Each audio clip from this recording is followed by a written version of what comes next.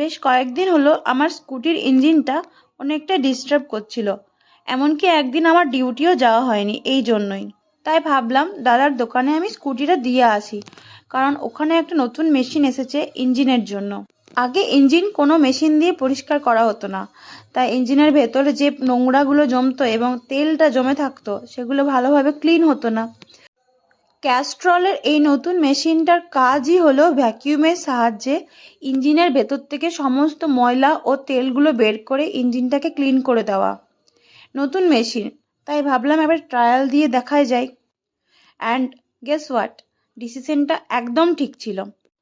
যে গাড়ির স্পিড 50-এর ওপরে উঠালে সিজ হয়ে যাচ্ছিল, সেটা এখন দুর্দান্ত চলছে। এই যে আমি এখানে গাড়িটা রেখে আবার বাড়ি ফিরে আসছিলাম, মনটা একটু খারাপ লাগছিল ঠিকই, তবুও জানতাম গাড়িটা আমার ভালো হাতে আছে। ও, তোমরা যারা আমার ভিডিও ফলো করো জানি দিই, এই দোকানটা কিন্তু সর্পি মোড়ে। তোমরা অবশ্যই একবার ট্রাই দিয়ে দেখতে পারো।